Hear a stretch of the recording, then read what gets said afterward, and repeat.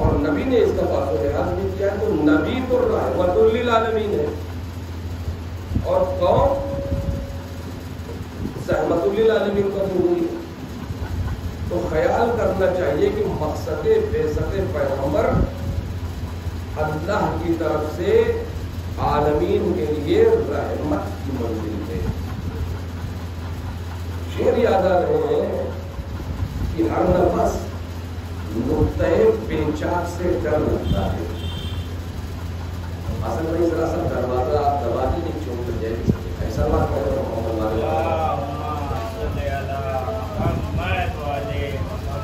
کہ ہر نفس نقطۂ پیچاک سے ڈر لگتا ہے، جس کا پتلا ہوں اسی خاک سے ڈر لگتا ہے۔ ہر نفس نقطۂ پیچاک سے ڈر لگتا ہے، جس کا پتلا ہوں اسی خاک سے ڈر لگتا ہے۔ تو عظمت سید الاولاق پہ کامل ایمان امت سید الاولاق سے ڈر لگتا ہے، اس لیے کہ ہر زبان پہ حق جاری ہو جائے تو صاحب تمام طرح کے مسائل پیدا ہو جاتے ہیں۔ ادھر آپ نے حق کہا ادھر زحمت پیدا ہو گئی۔ ہمارا نبی رحمت للعالمین بن رہا ہے، اور اس کی رحمت کا تقاضا یہ تھا کہ مدینے میں بڑی تعداد یہودیوں کی، ایک بڑی تعداد عیسائیوں کی، ایک بڑی تعداد مجوسیوں کی، اس کے بعد جو تعداد تھی وہ قلیل تعداد مسلمانوں کی تھی۔ اب ان کے بعد عزیزان محترم کبھی رسول کے دور میں کوئی دنگا نہیں ہوا۔ اب اور فرمائیں، کوئی دنگا نہیں ہوا یہودیوں مسلمانوں کے بیچ میں، عیسائیوں مسلمانوں کے بیچ میں۔ وہ پولیٹیکل ایشوز پہ جو لڑائیاں ہوئی وہ ایک الگ مسئلہ ہے، اس کی تاریخ الگ ہے، مگر رہن سہن کو لے کر کے باہر تعلقات کے تحت تعلقات اتنے استوار تھے کہ جب کبھی آپ تاریخ کو پڑھیں صلوات تاریخ کو پڑھیں کہ جب کبھی مالی ضرورت اہل بیت کو درپیش ہوئی تو علی نے کسی مسلمان سے قرض نہیں لیا، جب لیا تو یہودی سے قرض لیا۔ اب اگر تعلقات استوار نہ تھے تو قرض لینا دینا یہ بڑا حساس مرحلہ ہوتا ہے۔ اس کے بعد آپ دیکھیں بڑے سے بڑے صحابی تھے، پورے پورے کھجوروں کے باغ تھے، انگور کے جو ہے باغیچے تھے، وہ سب موجود تھے، مگر علی نے جب مزدوری کی تو ہمیشہ یہودی کے کام میں کی۔ مسلمانوں کا مزدوری نہیں تھی، سلوات پڑھے پر اور فرمائے کہ ہمارا نبی تو رحمت للعالمین بن کر کے ہمیں محبت اور حکومت کی دعوت دیتا ہے۔ سورہ فتح میں اللہ ارشاد فرماتا ہے 26 کے تعلق محمد رسول اللہ اشداء علی الکفار رحماء بینہم۔ محمد اللہ کے رسول کفار پر شدید ہے۔ کفار کی بھی تفسیر موجود ہے، کفار کے سلسلے میں جو ہم سمجھتے ہیں وہ ہے نہیں۔ مسئلہ یہ رہا ہے کہ قرآن کا ایکسپلینیشن اور ترجمے اور تفسیر ان افراد نے کیا جن کو جن کے باپ دادا کو بھی قرآن کو مطلب نہیں تھا، جنہوں نے قرآن کو برائے روزگار حاصل کیا تھا انہوں نے پڑھا۔ قرآن کی تفسیر کون کرے گا؟ ایک کتاب لکھی گئی کسی بھی سبجیکٹ پہ، اس کو پڑھانے کے لیے انٹرمیڈیٹ لیول پہ کم سے کم ماسٹر ڈگری ہونے کے بعد لیکچرر ہونا چاہیے، اس سبجیکٹ میں ماسٹر ہونا چاہیے۔ ڈگری سیکشن میں پڑھانے کے لیے کم سے کم نیٹ اور اس کے بعد پی ایچ ڈی ہونا چاہیے، یعنی اس کتاب کے حروف کے ذرات پر مکمل عبور کی منزل ہو، تب کتاب کو پڑھانے کے لیے پڑھانے والا مستحق ہوتا ہے۔ تو دنیاوی کتاب جو ایک سبجیکٹ کی ہو اس پہ بھی کم سے کم ڈاکٹریٹ اور ماسٹر کی ڈگری ہونے کے بعد اور لفظیات کے عبور ہونے کے بعد تب پڑھانے کی اتھارٹی ہے۔ قرآن جیسے ملٹی سبجیکٹ کی کتاب اور اس کو پڑھانے کے لیے وہ افراد موجود ہیں جن کو سورہ بقرہ بھی نہیں یاد ہے، ایک سلمان پڑھے پر محمد کی ضرورت ہے زندہ موتا. نتیجہ کیا ہوگا؟ جمانہ خرائز لوگ کتابوں کو پڑھائیں گے تو وہی ہوگا کہ نیم حکیم قطرے جان اور نیم مولوی قطرے ایمان. تو آج مسلمانوں کا ایمان خطرے میں وہ جس طرح جیسے بتاتے کہ جب کفار کی تفسیر کیا تھا کفار کا مطلب غیر مسلم نہیں ہے. کفار کے بہت سے مطالب ہیں اور عربی اتنی وسیع زبان ہے کہ اس میں ایک ایک لفظ کے کئی کئی معنی اور ایک ایک معنی کے کئی کئی لفظ ہیں اور ذرا ذرا سا فرق اس میں ہوتا ہے. ہم صاحب ایک لفظ کو کہیں دوسرے میں کتاب پڑھاتا تو میرے ساتھ مولانا شبیر صاحب اللہ تھے بزرگ عالم دین. تو صاحب ہوا یہ ہے کہ کیا کہتے ہیں لڑکے کی طرف سے جو ہے شبیر صاحب تھے اور لڑکی کی طرف سے میں. تو شبیر صاحب نے کہا کہ صاحب لڑکے سے کہا کہ مہر ادا کریے کیا بھی ہو رہی ہے سارا خرچہ تو برداشت کر رہے ہیں مہر آپ نہیں ادا کر رہے ہیں. تو اس نے کہا مہر تو نہیں ادا کریں گے تو انہوں نے کہا یہ آپ ظلم کر رہے ہیں. آپ صاحب لفظ ظلم کو پورا سر ضرور ہے. اب اس کو لڑکے والوں کا مسئلہ ہوتا ہے کہ وہ کچھ اور پاپوں کی طرح ایسے ہوتے ہیں وہ کچھ الگ سے ہوتے ہیں. صاحب والوں کی عمر کہ اللہ نے لڑکا پیدا کر دیا تو اس کا مطلب کیا لڑکی پیدا کر دیں کیا محنت نہیں لگتی ہے پرورش میں پیسہ نہیں خرچہ ہوتا ہے محبت نہیں ہوتی ہے خلوص نہیں ہوتا ہے بس لڑکا پیدا کر دے تو وہی سب سے بڑی چیز ہے. کیونکہ اللہ نے لڑکی کی عظمت کو اتنا رکھا ہے کہ اپنے زمین کی اتنا سب کو چلایا ہے تو لڑکی کے ذریعے چلانا. اور میرا اپنا نظریہ ہے کہ جو محبت اور جو خلوص بیٹی دے دیتی ہے ایک باپ کو نظر اتر جاتی ہے. اس وقت سچے جانوں میری ایک بیٹی ہے اور کام نکلا جب وہ دروازے میں آ کے دروازہ کھول دے کے بیٹی پڑ جاتی ہے تو ساری شکل اور محبت دور ہو جاتی ہے. تو بیٹیوں کو اللہ نے رحمت بنانے کا ہے. ہمارا نبی رحمت اللہ علیہ اور یہ بیٹیاں کہ ہمارے لیے رحمت ہے جو نصیب ہے وہ ہمارا جن کو اللہ نے بیٹی عطا کی ہے. انبیاء نے دعا کی ہوئی پالنے والے ایک بیٹی عنایت کر دے تاکہ وہ جنازے کی زینت بنے. تو صاحب وہ آپ تو لڑکے والے تھے ماشاء اللہ اور اس دور میں برسر روزگار بھی ہو گئے تھے تو اور برسر روزگار دوں گا تو آپ سمجھ ہی سکتے ہیں. تو اس کے بعد صاحب وہ آپ کو ایڈ کیا کہ صاحب وہ تو مولانا نے ہم کو کہہ دیا کہ میں ظالم ہوں آپ ظلم کرتے ہیں آپ ظلم کرتے ہیں. تو میں نے ان کو سمجھایا کہ بھیا ظلم اردو والا ظلم نہیں ہے جس میں لاٹھی ڈنڈا پسٹل ڈنڈا مضمون سے ظلم ہوتا ہے. عربی میں ظلم کا معنی یہ ہے کہ ہر وہ شے جو اپنی طبع کے خلاف وضع کی جائے ظلم کہلاتی ہے. مثلاً اگر آپ پانی گلاس میں پیتے ہیں چائے کپ میں پیتے ہیں چائے گلاس میں پی لیں اور پانی کپ میں پی لیں تو یہ بھی ظلم کہلاتا ہے. یہ ظلم ہے. آپ یاد رکھیں کہ ایک آدمی پنکھا جو ہے گرمی میں پنکھا چل رہا ہے بند کر دیا آپ نے ضرورت ہے پنکھے کے چلنے تو پنکھا بند کر دینا ظلم ہے. یہاں تک ظلم ہے کہ دسترخوان پر ہے کھانا تو دوسرے کا ہے مگر پیٹ تو اپنا ہے. اگر آپ نے خلاف فطرت ایک نوالا بھی زیادہ کھا لیا جس سے طبیعت کے بگڑنے کا امکان ہے تو عربی زبان کے مطابق وہ ظلم ہے.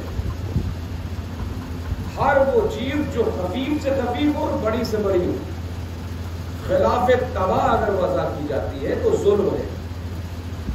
تو ہم نے کہا چونکہ مہر دینا شریعت میں مستحب ہے کہ فوراً بیٹی کا مہر ادا کر دیا جائے بلکہ سنت تاکیدی ہے. تو اب اگر آپ نے نہیں مہر ادا کیا تو یہ ظلم کہلاتا ہے. اب چونکہ مولانا خالصتاً عربی نہ نکلے اور آپ الحمدللہ مکمل اردو نہ نکلے تو یہ دو زبانوں کا ٹکراؤ ہے بھاوناؤں کا ٹکراؤ نہیں ہے.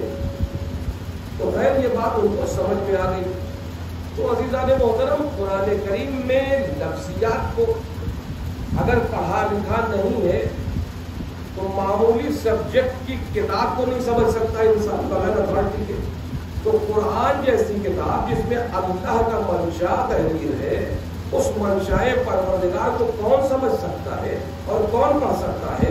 منشائے پروردگار کو وہی سمجھ سکتا ہے جو اللہ کا نفس قرار پائے اور صحیح تلاوت وہی کر سکتا ہے جو لسان اللہ بن کر کے آیا ہے. سلوات پڑھے گا. کو اللہ نے رحمت للعالمین بنا کر کے اس کا اعلان کیا، اور رحمت سب کو اپنے حصار میں لے کہ صحابی رسول ہے، آخری وقت ہے، پیغمبر نے صحابہ کو طلب کیا اور فرمایا کہ القریب میں تمہارے درمیان سے جانے والا ہوں، جس کسی کا بھی کوئی قرض یا کوئی بھی شے میرے اوپر باقی ہو وہ مجھ سے لے سکتا ہے۔ آج کے زمانے میں تو صاحب ہوتا یہ ہے کہ ہمارے ایک سردار جی تھے تو وہ ریان رکھتے تھے، گروی رکھتے تھے سونا چاندی، اور مسلمانوں کے یہاں سونے چاندی اور سامان لوگوں کے اور کیا اپنی حیثیت تبدیل ہو گئی۔ تو آخری وقت میں جب وہ مرنے کا وقت آیا ان کے تو ان کے اوپر پانی اسٹارٹ ہو گیا، تو لوگوں نے سنا کہ پانی جٹے ہو گیا، تو جن کا ان کے رکھا ہوا تھا وہ دوڑ ہوتے گئے، تو ان کے صاحبزادے نے کہا کہ ابا اس وقت بول نہیں پاتے ہیں، تو جب وہ بتا نہیں سکتے ہیں تو ہم کیسے سمجھ لیں کہ آپ کا کیا رکھا ہوا ہے۔ اس کے بعد صاحب جن کا سردار جی باقی تھے اس کے میں تو بول نہیں پاتے تھے، جن کا مگر جو سردار جی کا باقی تھے وہ بول لیتے تھے۔ تو جب ان کے گھر پہنچے تو لوگوں نے کہا کہ بھیا جب آپ کے ابا بول نہیں پاتے، کہتے ہیں جو ان کو پانا ہے وہ بول لیتے ہیں، جو لینا ہے وہ نہیں بول پاتے۔ ایک سلوات پڑھے گا محمد والے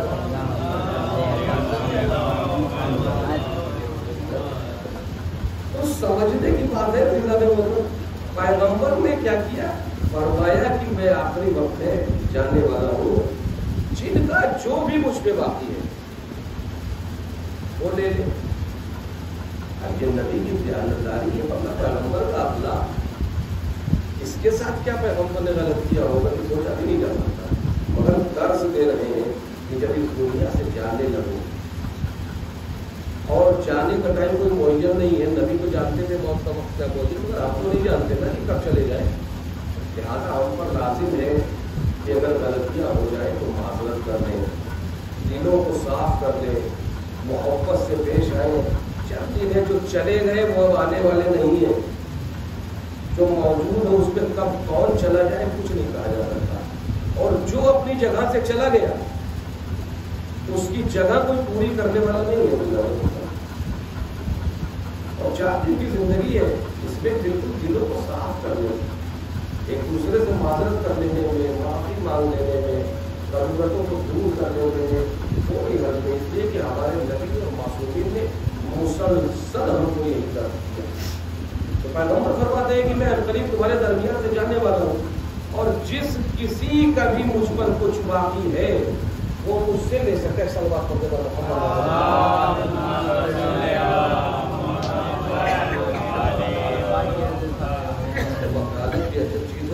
یقین جانیے اب وہ سب پیچھا نہیں چھوڑتے۔ آنند نارائن ملا کا ایک شعر یاد آ گیا کہ وقت مرد ملک الموت مقابل آیا، دل ناشاد یہ سمجھا کہ موکل آیا۔ وقت مرد ملک الموت مقابل آیا، دل ناشاد یہ سمجھا کہ موکل آیا۔ تو اب کبھی دروازے میں دھرمت کا دستک ہوگی تو سمجھ میں آتا کہ وہ موکل ہوگا۔ ایک سلوات پڑھے بڑھ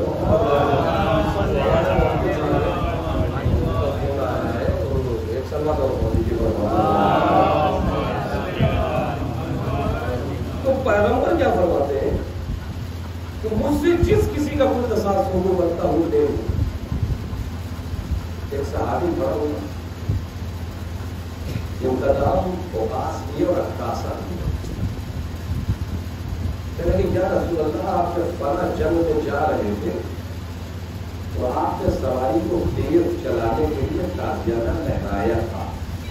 تازیانہ مخصوص جو پیغمبر مخصوص تازیانہ رکھے تھے، جو جب جنگ میں جاتے تھے تو جانور کے ہٹانے کے لیے ہوتا تھا، اور وہ اتنا نرم بنا ہوتا تھا کہ جانور کو اشارہ تو ہوتا تھا، چوٹ نہیں لگتی۔ اس لیے کہ دستے رحمت للعالمین میں اگر تازیانہ ہو تو وہ بھی رحمت کے احساس میں ہوتا ہے، وہ ہاتھ میں لیے ہوئے تھے، اور وہ جب آپ نے لہرایا تو مجھے لگ گیا تھا میرے پیٹ پہ، تو مجھے اس کا قصاص چاہیے۔ پیغمبر نے جناب بلال کو بھیجا کہ جاؤ تازیانہ موقف لے آؤ اور میں مسافرہ کر دوں۔ جب ताज़ियाने मौसूफ थे कि जनाब बिलाल गए, दस्तक की बीवी ने बिलाल किस लिए कहा, मुझे ताज़ियाने मौसूफ कर रहा है।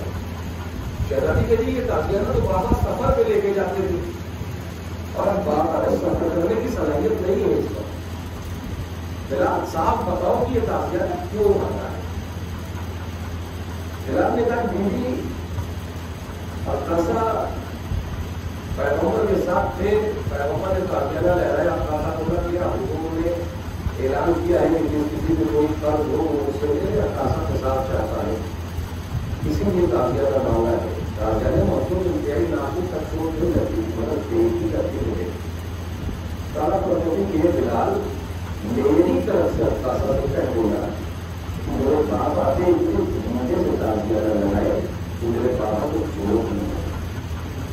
बिलाल बोलने लगे, राय सुधारे रखो, आपको क्या कहता है सहानी, या रसूल अल्लाह जिस वक्त मुझे ताज़ियाना लगा था यानी 3 बार मेरा पैगंबर ने पैराने मुबारक उतार दिया, ऐसा मैं अपने सिर से पैरान को उतार देता हूँ, अब किसास ले लो। जैसे ही पुष्ट से पैगंबर ने अपने पैरान को उतारा, एक पता अपना सारे ताज़ियाने मौसूफ रख दिया और मोहरे नबूवत से अपनी पेशानी मालूम बना। कहता है रसूल अल्लाह मेरी मजाल कि मैं आप के लिए और किसास का ख्याल करूँ, मैं तो मोहरे नबूवत की ज़ियारत करना चाहता था और इसी बहाने से मैं समझ रहा था कि वैसे नबूवत का करम नहीं होगा, मगर इस बहाने से मगर आऊंगा तो मुझे मोहरे नबूवत की ज़ियारत हो जाएगी। ऐसा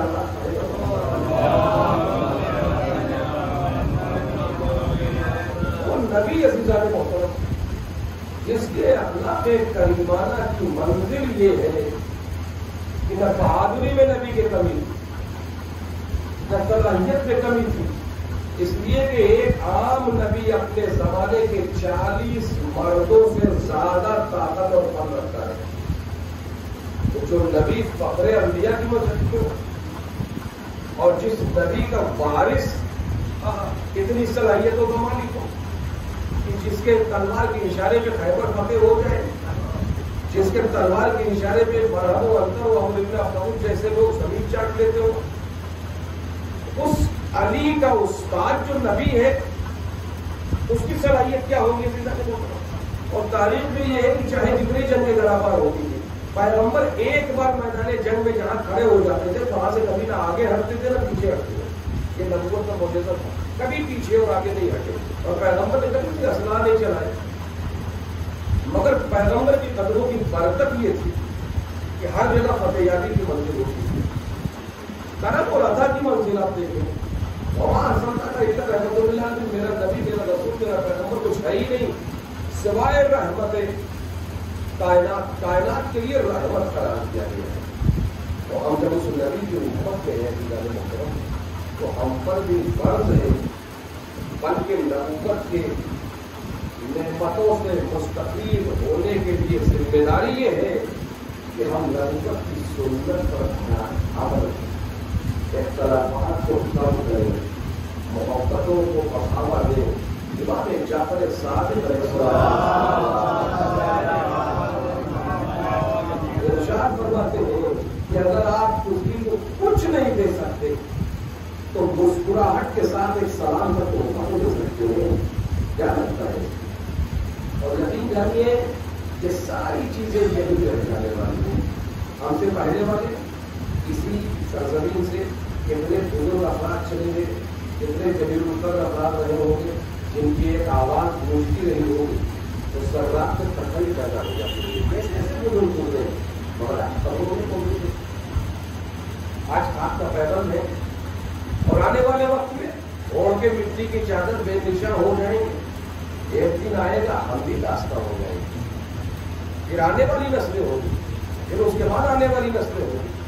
ऐसे ही सिलसिला चलता रहेगा। तो जब बेयकीनी की मंजिल है, जनाब फूलोदाना हारून रशीद के रिश्तेदार थे, भाई होते थे खानादार, और हारून बड़ी इज्जत और तकलीफ करता था। फूलोदाना दीवाने नहीं थे। उसका एक वाकया है जिसके सबब से जवाब में फरमाया था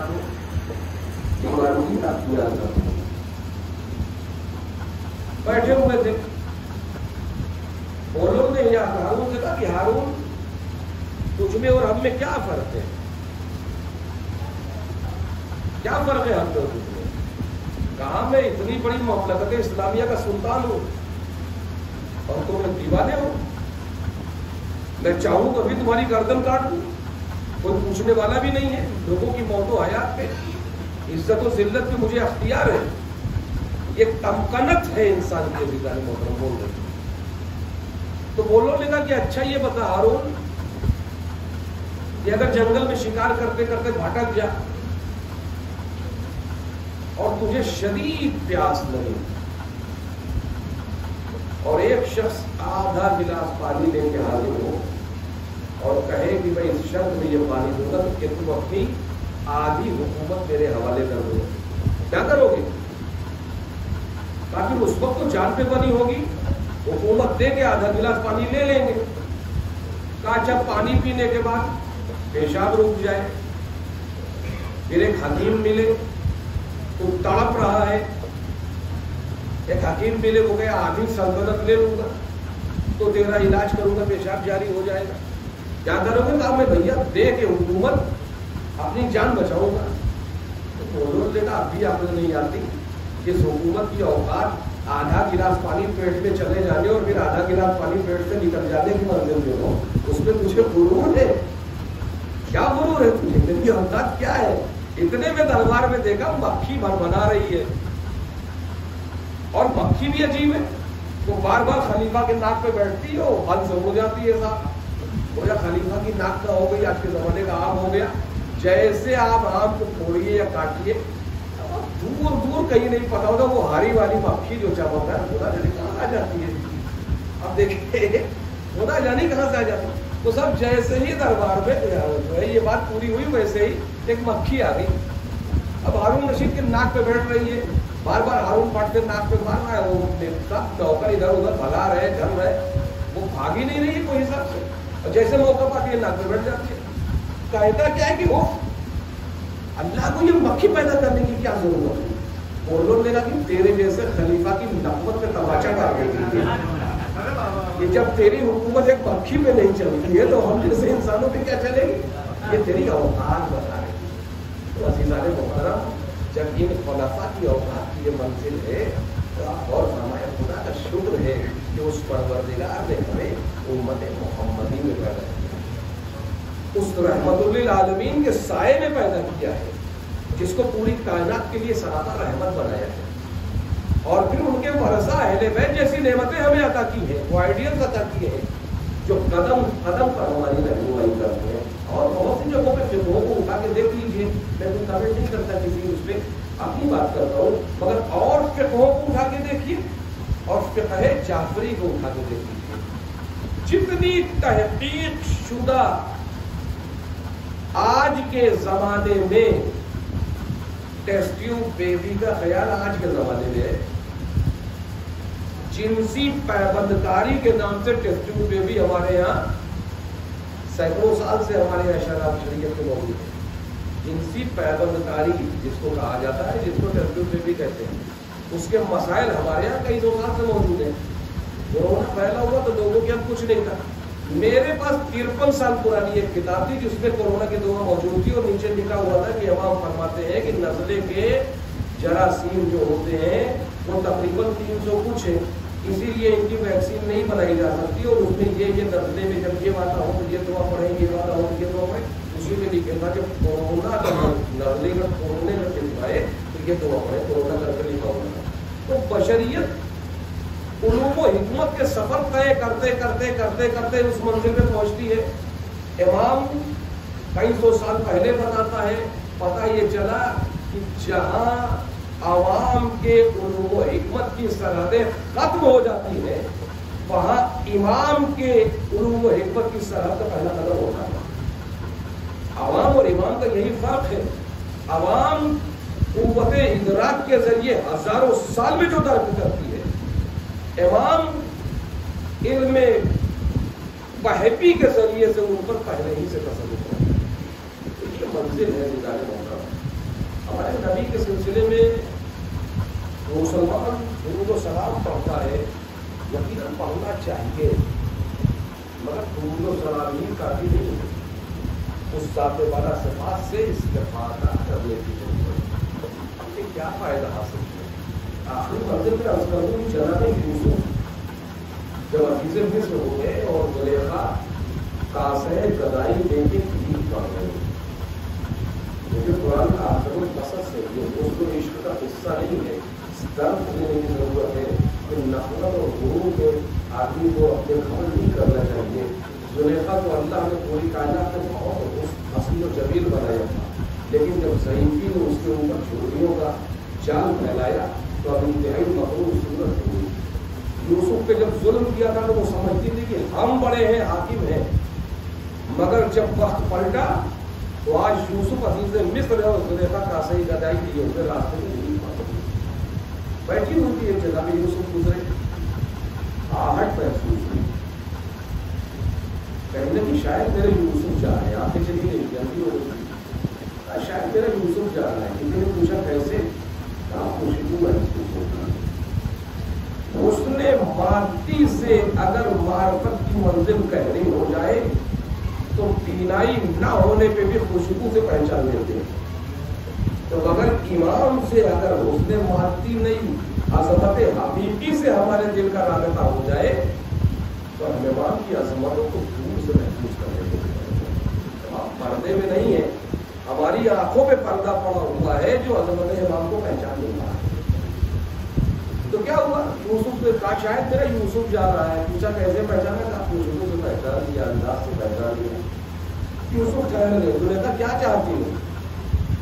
یوسف اپنے پوچھتے ہوں کیا چاہتی ہوں، وہی چاہتی ہوں تو پہلے چاہتی ہوں، کوئی تبدیلی نہیں۔ جناب یوسف نے تاریخی بولتا تھا، تو دیکھا تم نے مجھ میں کیا دیکھا؟ کہا یوسف تم سے جیسا حسین و جمیل کہیں نہیں ہے۔ جناب یوسف فرماتے زلیخا میرے حسن کو دیکھ کر تم اس قدر مجھ پر مبہوت ہو گئی، جس کے پسینے کے چھینٹے سے اللہ نے مجھے یہ حسن ادا کیا ہے، اس محمد کے حسن کو دیکھنے کے بعد تمہارا کیا حال ہوگا؟ ایک مرتبہ زلیخا ٹھہر گئی اور ٹھہرنے کے بعد ایک سیکنڈ سوچا اور دل میں دعا کیا، آنکھیں اور جوانی واپس آ گئی۔ جب واپس آ گئی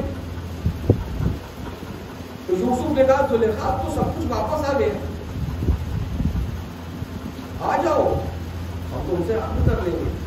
زلیخا کہتی ہے یوسف تو آخری نبی کی معرفت کیوں میں آ گئی، اب کوئی حسن ہمارے سامنے کچھ نہیں۔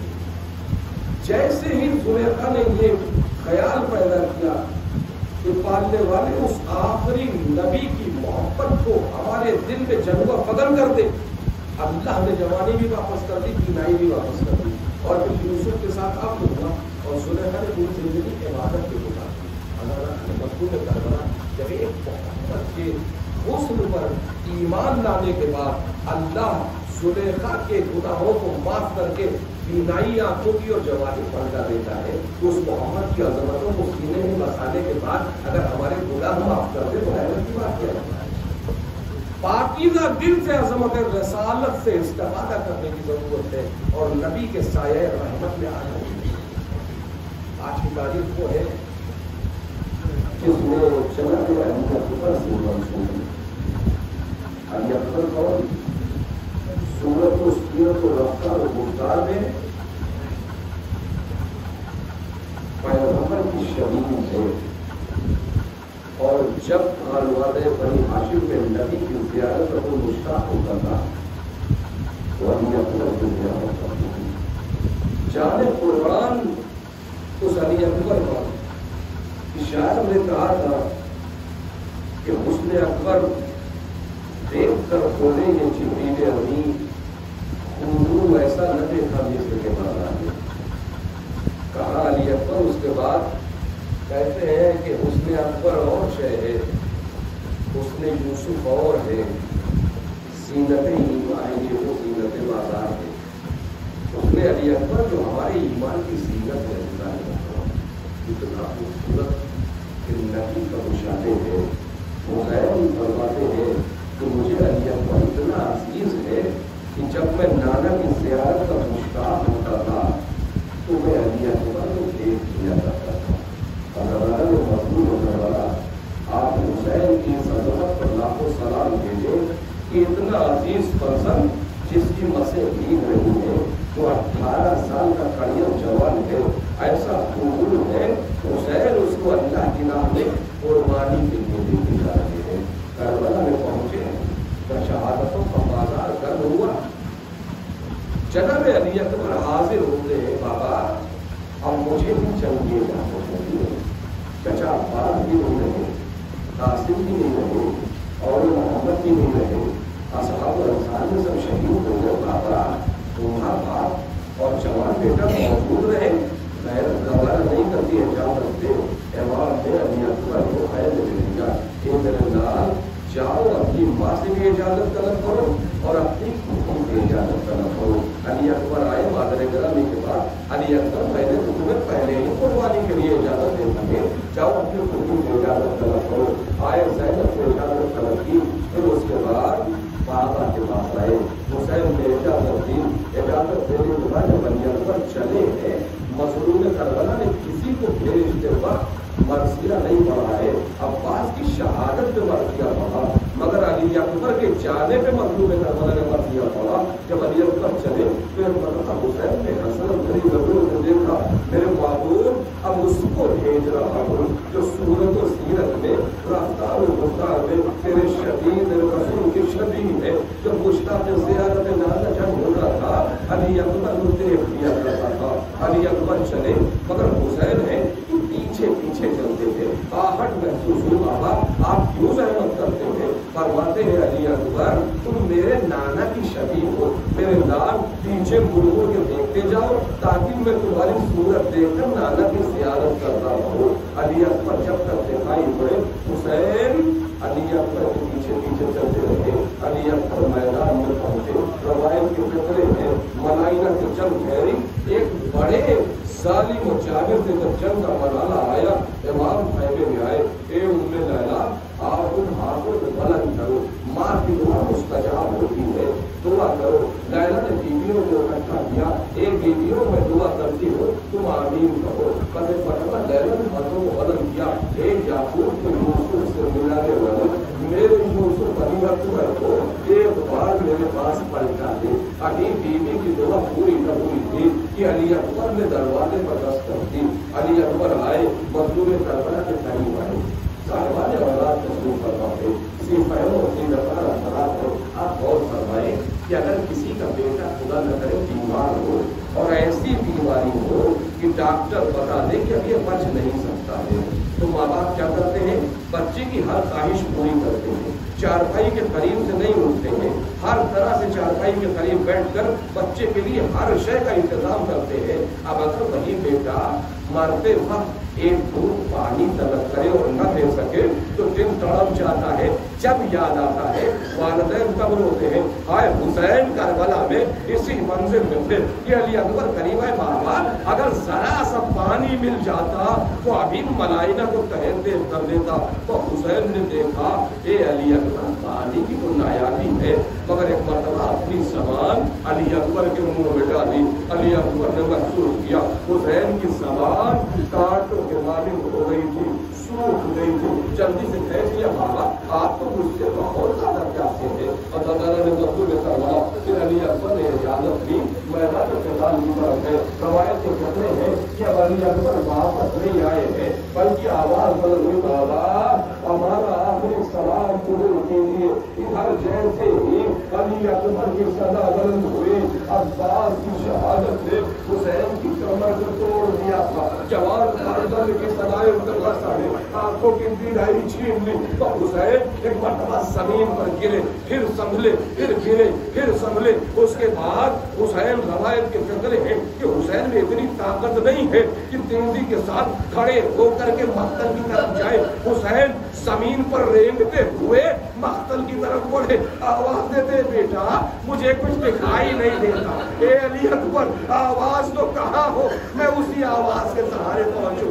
علی اکبر آواز بلند کرتے ہیں، حسین آواز کے سہارے اکبر کے سرانے پہنچے، دیکھا بیٹا زمین پر ایڑیاں رگڑ رہا ہے۔ حسین نے پوچھا علی اکبر کیا حال ہے؟ کہا بابا سنان ابن انس کی برچھی کلیجے میں الجھی ہوئی ہے۔ اب حسین نے دیکھا، رغبت کا گھٹنا ٹیکا، آسمان کا رخ کیا، کعبے کی طرف نظر کی، ابراہیم کی قبر کو مخاطب کیا، اے دادا ابراہیم، بیٹے کے گلے پر پٹی باندھ کر چھری چلانا آسان ہے، کربلا میں پیاسے بیٹے کے کلیجے سے برچھی کی انین نکالنا مشکل ہے۔ اے دادا دیکھیے آپ کے خواب کی تعبیر حسین کربلا میں کیسے پوری کرتا ہے۔ بس ایک مرتبہ حسین نے یا علی کہا، ہاتھ آگے بڑھایا، اکبر کے کلیجے میں ہاتھ ڈال کے برچھی کو نکالا۔ جوان فرزند نے خون کی کلیاں کی، موت کی ہچکیاں آئی، باپ کی آغوش میں بیٹے نے دم توڑ دیا۔ عجب بے کسی عالم ہے، جوان بیٹے کی میت ہے، بوڑھا باپ ہے، کبھی زمین کو دیکھتا ہے، کبھی آسمان کو دیکھتا ہے، ہاتھوں کو بلند کیا، اے میرے معبود حسین کی اس فدیے کو قبول فرما۔ حسین نے اپنا یہ بہترین نذرانہ اسلام کی حفاظت کے لیے تیری بارگاہ کو دے